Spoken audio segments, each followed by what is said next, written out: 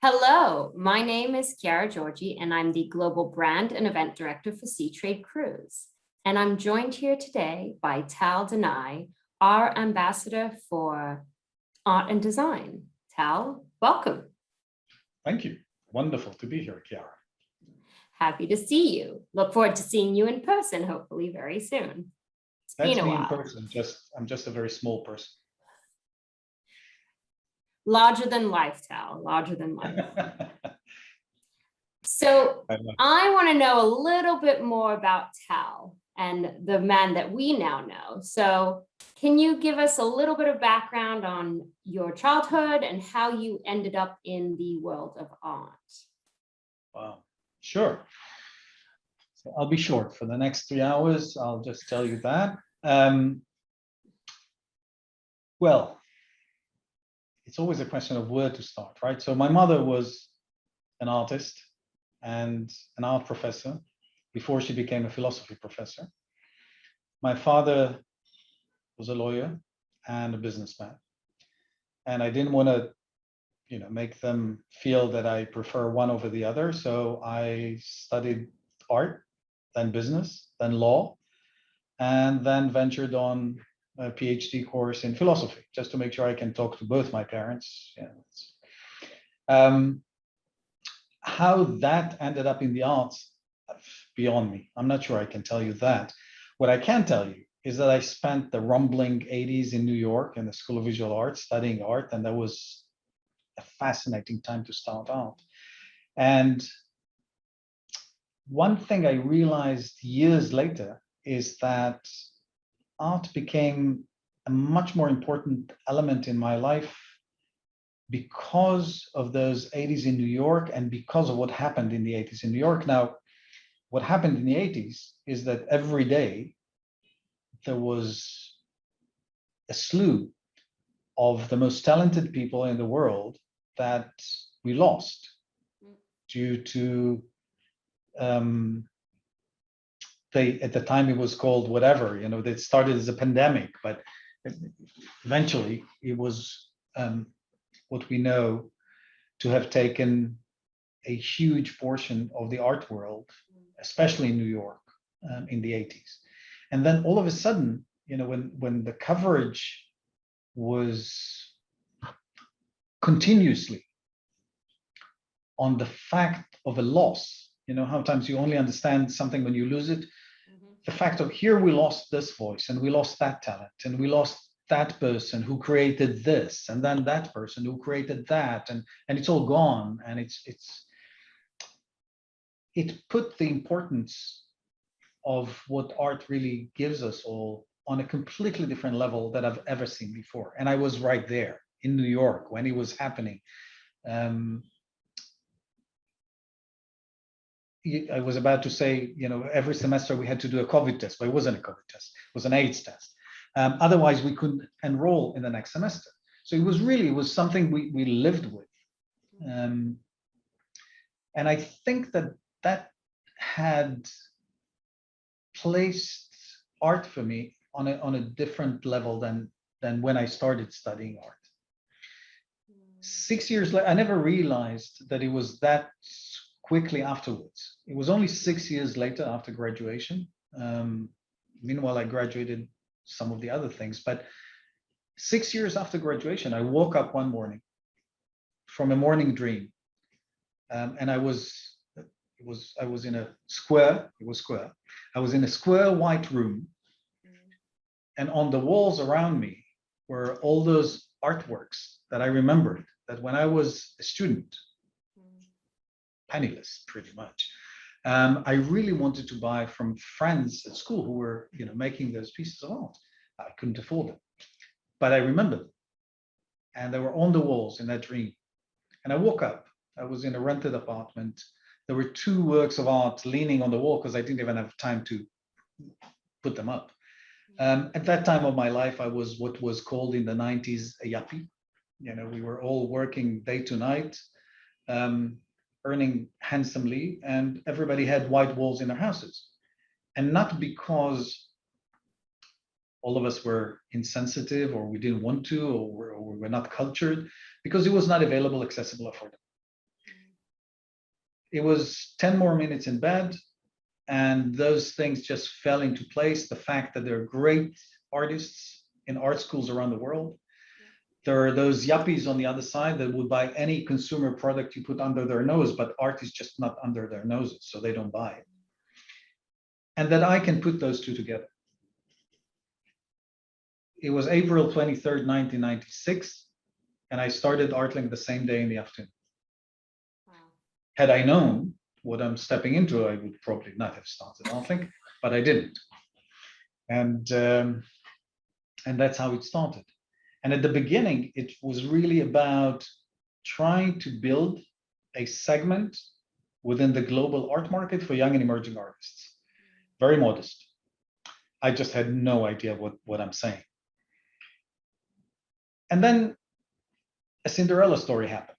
9 months later, I pitched whatever we were already doing to Sotheby's, that 300 years old institution. It's not even a company, it's an institution that is a pillar in the art world. And overnight, they became partners in what became known as the Artling at Sotheby's International Young Arts Program, which really built the infrastructure of a new segment in the market. So 2 years later, CNN called us the most exciting business in the arts in decades, which was great. But really, the real work was building an infrastructure. So pricing mechanisms and legal mechanisms and arranging gallery representations and logistics systems to transfer art that costs only $1,000 around the world. Transportation was more expensive than the art before we started, and so on. And if we jump 25 years later to today, it is estimated that 9 out of every 10 transactions in the global art market are of young and emerging art. That's 90% of anyone coming to the market to buy art ends up buying young and emerging art. That's fabulous, I think.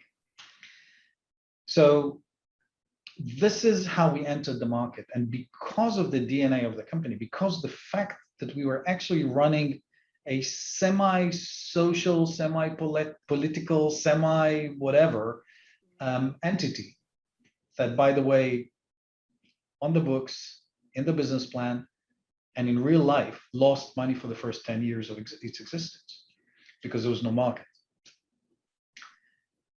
Because of that DNA, whatever developed afterwards was natural. We were actually doing cultural work.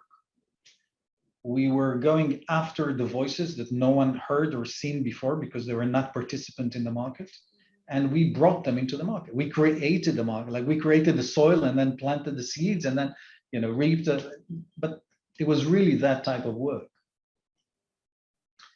So taking it to the hospitality industry was almost a natural thing because, okay, so here we're dealing with voices of cultures. We are trying to give them the right stages. We are trying to bring them to the world. Where is the right place? Now, we are all used, in the past, it's not that long, it's not even 200 years. We're all used to see art in lab situation, right? In galleries and museums, which means that the walls are going to be painted in the color that matches the exhibition, and the art is going to be hung at eye level, and the light is going to be optimal, and everybody's going to whisper so the art doesn't get scared, but which is okay, right? We all grew up like that. But this is not the natural place for art. When that guy in southern France was drawing on the cave walls, he wasn't looking for gallery representation. He was communicating. So the natural place for art, if we want to extract more of the experience that we can get from art, the natural place is where people live. That's where we communicate most. And we were looking for what would be the best platform to take this humongous success that we achieved with Sotheby's and so on around the world. What's the best next phase? And we picked up the hospitality industry because this is the closest environment to residential, with more people seeing the art for longer time than any other man-made structure. That's how we ended up in the hospitality industry. When we started, we started with hotels before we ventured onto cruise ships. When we started, hotels were buying mainly from the furniture suppliers. They were buying frames at given dimensions that the designers dictated, with huge mats and a little, in most cases, colored Xerox something in the middle, and that was it. And that's really what we were facing. So we came into that market and we said, okay, same frame, same price. Just inside, we're going to have works by those young artists vetted by Sotheby's that are now this, this new thing that's happening around the world. And we are going to give you a story. We're not just going to decorate your space, but we are going to bring in the narrative that happens around your hotel. That neighborhood that you're in, we are going to bring those voices inside your hotel so that guest experience becomes relevant to the place they're visiting. Otherwise, what's the difference? They can be in a hotel anywhere in the world. You're just a bubble in the middle of something. And it caught up. It caught up pretty quickly. It's easy to say today after almost 150 hotels and cruise ships, but the beginning, we didn't even know how to tell a story in a hotel. What does it mean to tell a story in a hotel? Whose story? Whose voice are you going to bring in? Who are you talking to? What's a guest profile? What does it mean? And the nice thing about the hospitality industry, what we've learned is that there's hunger. There's a built-in element of hunger that needs to service the guest who's going to walk in the door, and the thinking process is always 7 years ahead, because that's roughly the average of what it takes, to design and build a hotel or a cruise ship. So there's always forward-thinking process, and it's always trying to guess what that potential guest will appreciate. It's a beautifully fertile land for us. Can you imagine? You come to artists and you say, okay, I want to tell a story that's going to be relevant 7 years from now, and I want to do it with you. And here is what I have. This is the canvas. Now, what do you give me? Fascinating. Over the years, we built methodologies and and approaches, and we understood certain things, and we also learned that curating a collection of arts for a hotel, a living environment with endless number of regulations and rules and needs, and is a different breed than doing it in a white cube, in a gallery. And what does it mean to interact with people who move in and out and live there, and are coming in, and they're sometimes emotionally loaded with this new environment, and so on and so forth, or other things that they bring with them and take away with them, and etc. And it became a discipline almost that is a fascinating discipline to practice. Okay, this was the short answer. I love it. You've gone through and you've explained so many things to us, and it's fascinating. I actually didn't know how you came about in creating Artling. So that was very, very interesting, and it makes a lot of sense. I mean, you said you didn't break even, right? For the first 10 years, you didn't make money for the first 10 years? We lost a lot of money. So what kept you going all that time? What was it that made you not want to give up? That's a beautiful question. Wait, I'll lie down on the couch and I'll give you the answer.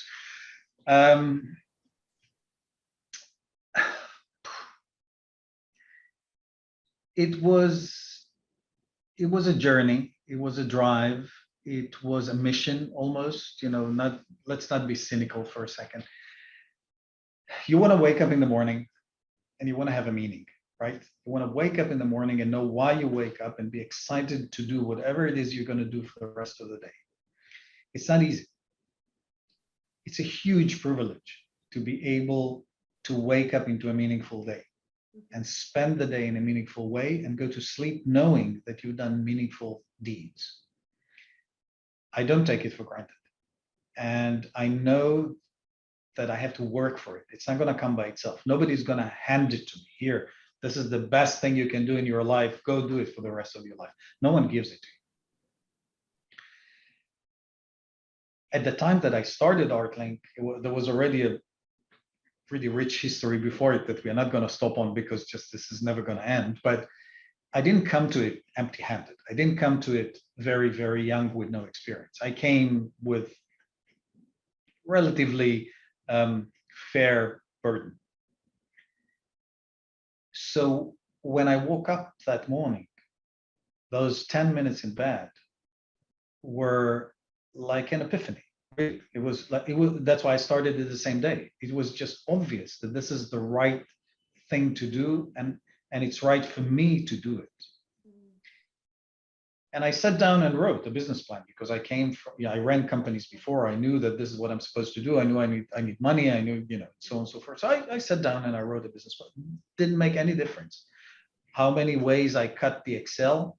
Either way I went, I was losing money, enormous amounts of it, that I didn't have. But still, it just felt the right thing. Yeah. And then you start doing it and you dive into it. And it became a success pretty quickly, right? Yeah.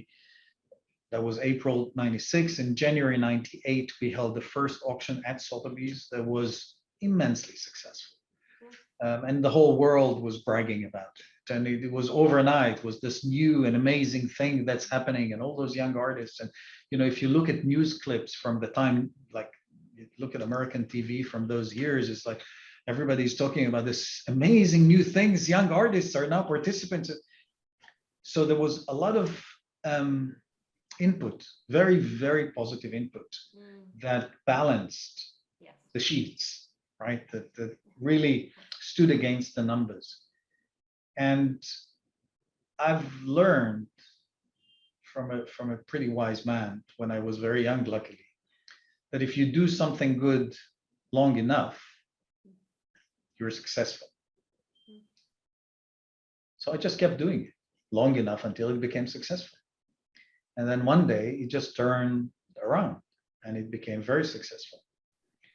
And I don't take that for granted either, because that can change overnight. As we all know, look around us, last year and a half. Things do whatever they do. Life has its own Excel and business plan, and it does whatever it wants. But as long as that feeling of meaningful wake up is still in place every day when I open my eyes, then I'm doing the right thing. And what my bank says, that's secondary. So how have you seen the industry now? And by industry, I mean the cruise industry. I know you work in the wider hospitality industry, but how have you seen the relationship that art and cruise have? How have you seen that evolve over the years that you've worked in this? I love that question. No, I love it because, look, when we started working on cruise ships, I didn't know the cruise ship industry. It's not that I really knew it beforehand. Yes, I knew of it, but I didn't really know it. And then I realized that the cruise ship industry has an amazing potential for cultural sustainability and regeneration, or regenerative action, that other hospitality ends don't have. The fact that you can call on destinations every day in a different culture, a different location, different language, different way of experiencing a culture, is a treasure box for what we are doing, for what we believe in. And if I can give a person within those 6, 8, 24 hours, whatever the destination stop length is going to be, if I manage to extract something from that culture and put on board as a sort of a pre-visit that can be a beacon of some sort into that culture, then I've contributed something to those two sides, to the visitor and to the culture on the other side. And the fact that cruise ship brands can have 400, 800 destinations, that they go on. It's stunning. It's just an endless canvas. And to put those together in a meaningful way on a ship, in a way that people are willing to experience, that are even paying attention to, it's not obvious that people will pay attention to the art. If you put beautiful abstract that matches colors and is aesthetically pleasing and it's nice, it will contribute to the overall atmosphere of a space, but is it memorable? Arguably, maybe some people will remember, most will probably not. But if you can bring a genuine form of speech from a culture and place it in an environment that by definition provides or generates reflective type of thinking, then you have a very, very good chance that someone will not just remember it, but will remember it while they're visiting that culture, so that it becomes part of the way that they read into the culture. And literature is full of it, right? You sail the seas, it's time for reflection. It's time for inner reflection and outer reflection. And there's a very interesting anecdote that I've learned a lot from, that I'm using when we are running curatorial efforts like this, like putting together those collections. In the 80s, we've all seen those Japanese buses, right, coming everywhere in the world, and those Japanese tourists flowing out of the buses. Don't look at anything, don't talk, just click, click, click, click, click, click their cameras and go back onto the bus. And we would make fun of those Japanese and how funny it is the way they travel and they don't see anything and it's only the cameras and they click, click. I train in martial arts, in Japanese martial arts, for many, many years, since I was a kid and until then. And over the years, I've been in Japan many times, and I've been in Japan not just as a tourist, but also as a member of a community that practices part of Japanese culture. So I had the opportunity to see Japan from various angles like this. And one of the things I've learned is how limited was I when I was looking at those Japanese tourists and not understanding their way of traveling, their way of absorbing an experience. Because what they did is they went on site, recorded something, and then had the experience when they went home and looked at the pictures and showed them to their family members and talked about them. So it's not that they didn't experience, it's just a different way of experience. And that was a fascinating lesson, because what it meant for me, once I finally understood that this is what I was actually seeing, is that I can control the way people experience things. I can offer more than one way of experiencing. I can create those moments of recording an experience and then reflecting on it at other times. The advantage on a ship is that I can be, it's not of course not our work, it's the cruise ship's environment, the fact that it allows that reflection time. If I can be a guest in that time of reflection and place something there that the person reflecting will actually interact with, and if I will do my job fairly and if I will represent those cultures in a genuine way, then I become a participant in someone's experience. And this is a wonderful thing to do. Talking about meaning, this is a wonderful thing to do. So this is how we saw the cruise ship industry developing towards art. Again, when we started doing art at the cruise ship industry, I didn't see narratives. Maybe there were, obviously I don't know every ship in the world, but I haven't seen any narrative like this, like culturally sustainable narrative was not part of what we saw in any collection on any ship.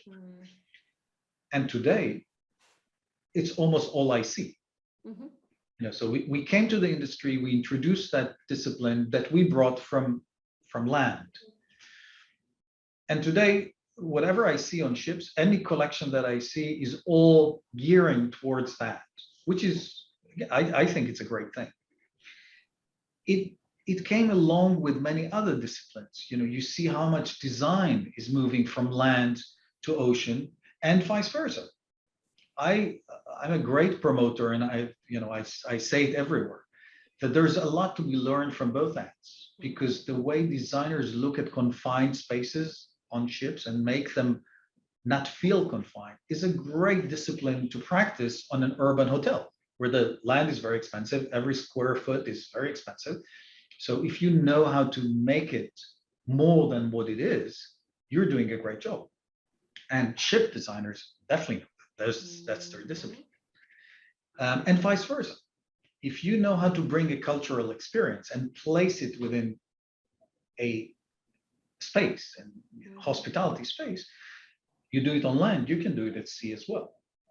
And you see how much of it is happening now. It's like almost a standard. Everybody's looking for designers of all types, and let's change the way we look at ships. And is it really just that grandeur of crossing the ocean, looking like fake royalty, or can we actually give those guests many, many other types of experiences, many of which are being adopted from what's done on land? So I think that over the years, what I mainly saw, if I need to put this whole thing into a few words, is flexibility.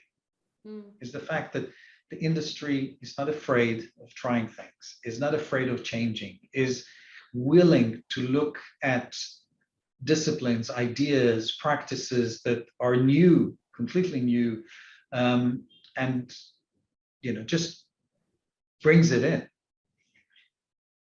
I think it's a fascinating, industry is definitely not the right word. It's a wonderful segment, the cruise ship world, because for many years it has had a certain character, and when it felt that it is ready to embrace changes, it's almost overnight. It's like fire, and it's wonderful to see.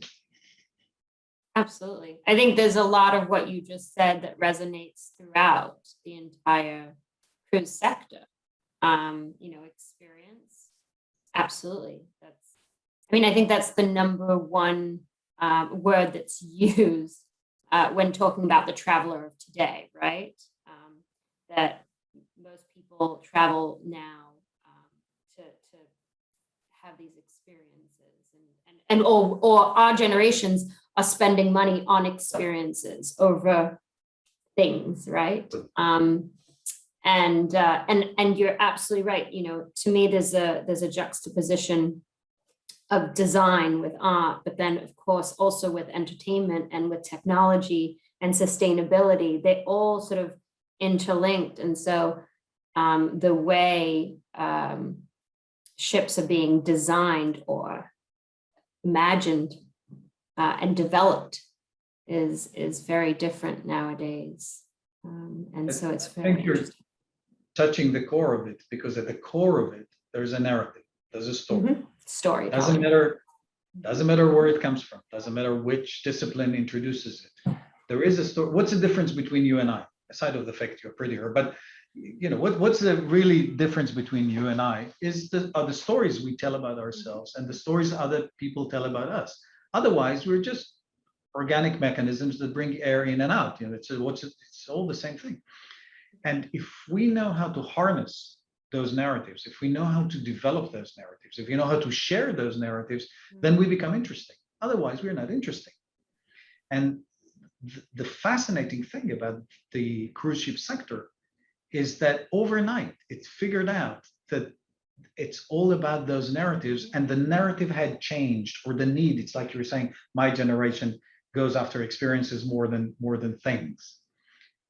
Once the sector understood it, it took no time at all to turn around and say, okay, we are storytellers, seafarers. Who's better than storytelling than seafarers? So let's tell stories. And it crosses across every discipline. It's design, and it's food, and it's entertainment, and it's art, and whatever. Doesn't make a difference. It's all over. Fascinating. Absolutely. Okay, so the $1 million question, what do you see the future of all of this being? Who gets the $1 million? Whoever gets the answer right? I don't know. Okay. Where do I see? I have no idea. Because I think when we talk about the future, we have to define the future. Is it 1 year, 10 years, 100 years, etc.? But let's play. Okay. I think that the main contribution of the cruise ship sector to the travel industry, not the hospitality, to the travel industry, is the fact that it allows us as guests to pretty safely visit other cultures, to visit those cultures in a slower pace than any other technology in existence today. The fact that you can go to sleep in your cabin within a culture, like in a port of a specific destination, and then wake up in the morning in another culture and spend the whole day there. And you have the buffer between those two cultures without running to another airport, without driving a car, without having to deal with the stress of whatever, this is delayed and the other thing is delayed and this doesn't work. But you have that time of reflection. This is an amazing way of traveling. It's as close a way of traveling to the grand tours of the 18th century of the royalties that went to learn about the world. It's the closest we can get there. It's the closest to Odyssey.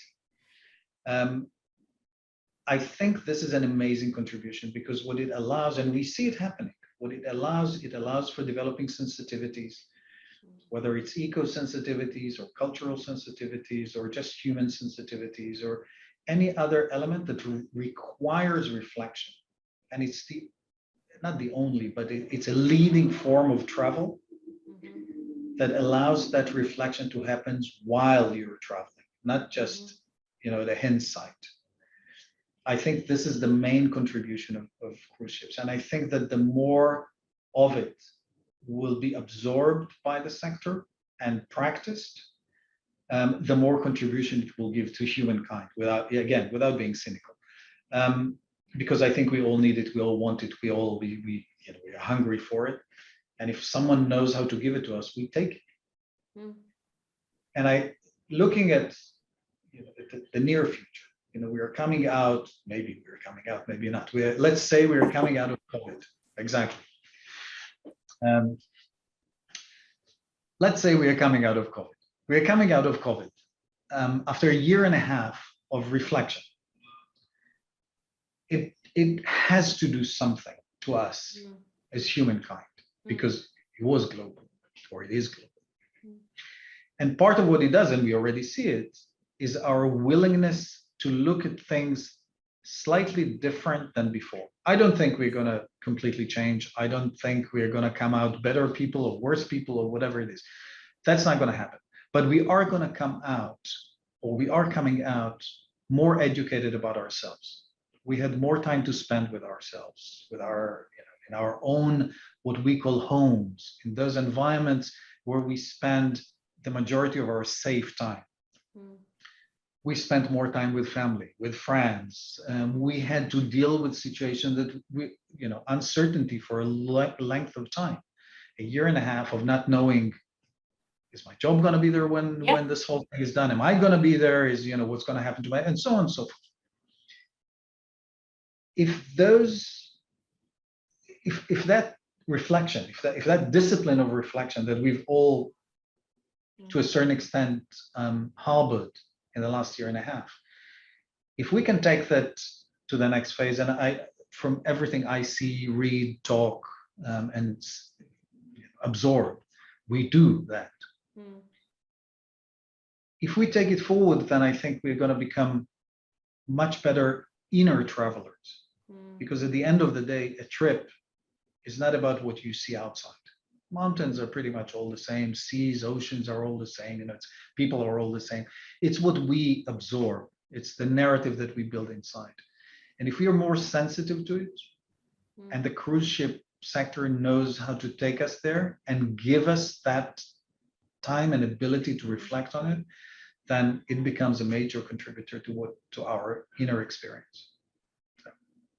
Absolutely. Good one. I like it. Thank So you. then I copied it from someone. of course you did. So my last question, in September 27th to 30th, we are finally bringing the cruise industry back together again at Seatrade Cruise Global.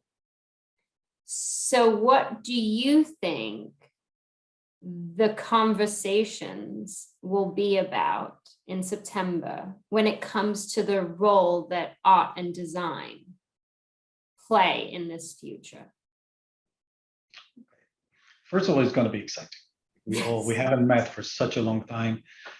There's been so much. The industry has been at the forefront of this experience. It's going to be very exciting to meet again. The first time I walked into that hall at the State of the Industry talk in a Seatrade global event and looked around and thought, this is it. That's the whole industry. Like if this room disappears, there's no industry anymore. That Yes. notion of being such a small family, such a small environment that everything happens within it is fascinating.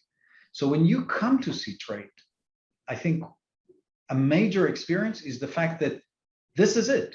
This is where everything happens. Like these are the people, like it or not, that's it. Saying that, everything is going to be discussed. There will be, the remnants of whatever the year and a half that everybody went through, and all those war stories of how we did this and how we did that, and and how hard it was, and so on, and what we did, and how we are solving it, and what we change, and cleaning, and everything is going to be part of the conversation. If there will be space left to talk about art and design, I think that I would have loved to see a discussion on how we can contribute to traveling tomorrow. What is it that we can contribute to the environment of a cruise ship, to the destination on the other side, to the experience that the participants on both ends, destination and cruise ship guests, experience? What is it that we can do to do it better? What is it that we can do to enhance it? What is it that we can do to be better contributors to that end? If this is going to be part of the conversation, I'm going to be very happy. Because as I said before, I just see the cruise ship sector as a major contributor on a human level. And it's great to be a partner in something like this if you're given the space to play. So. Well, I am sure that we will have space to have that conversation. So I'm excited. That's what I was driving at. Yeah. No, for sure. I mean, that's the theme of this year's conference, is the future of, right? So we're excited for those conversations to happen, for us all to start looking ahead and figure out how each of us can contribute to that future. So I think it was Kennedy who said, no, that after the dust falls, generations from now, nobody's going to remember the names of the leaders and the wars and things. What's left is the art, the culture. Right? So, yeah. I like it. Well, with that, thank you so much, Tal, for joining us today. Really appreciated hearing about your whole story and how you got here. So, and thank you for being our ambassador and for helping us shape, the future of Seatrade Cruise too. Thank you. It's wonderful to be your ambassador. Next time I'll dress for the occasion, as ambassadors do. Well, thanks so much, Tal. And thanks, Chiara. See you soon. Bye. Have fun. Cheers. Bye. See you in September.